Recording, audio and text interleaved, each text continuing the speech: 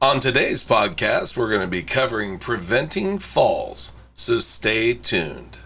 Welcome to Warehouse Safety Tips. If you're a seasoned vodcast viewer, this vodcast is going to be different from most that you watch. It's based around exactly what the name implies, warehouse safety tips. And since the people in this industry are busy, we know that time is money, so each episode will be as short and to the point as possible. And now, with all that out of the way, let's get to the vodcast. It's fall. We love the season, but we do not like the action. Slip and fall prevention isn't a new topic to this podcast. We've covered it before. We're going to cover it today. When winter arrives in areas that get snow and ice, we'll talk about it more, and I'll keep on talking about it after that. Do you see a trend here? It's just that important. We aren't naive and we fully realize some accidents just happen. But notice we said prevention. When it comes to safety, anything that we can do to prevent things before they happen, we're going to harp on it over and over again.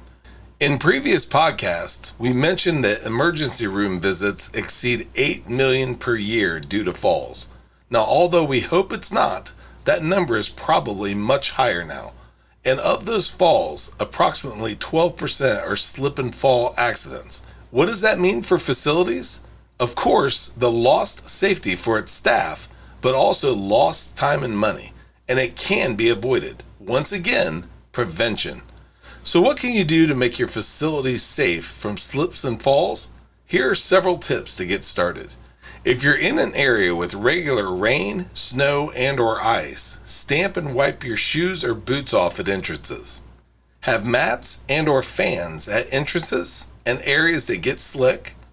Make sure there are floor markings and or floor signs alerting staff that areas are slick.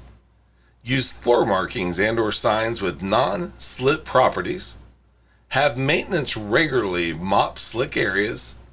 And one of the most important tips of all, if you see an area is wet or slick, alert the proper people and do one or several of the before mentioned tips. By taking extra time at the moment, we'll save lots of time and money in the future, and most importantly, make our facilities and staff safe. Before moving on, here's a word from one of our sponsors. If you've ever been to or worked in a warehouse, you know just how important safety is to both management and staff. It's almost impossible to go 10 steps without seeing safety tape, angles, signs, and or safety products. It's these items that show us how to be safe and avoid danger in the workplace.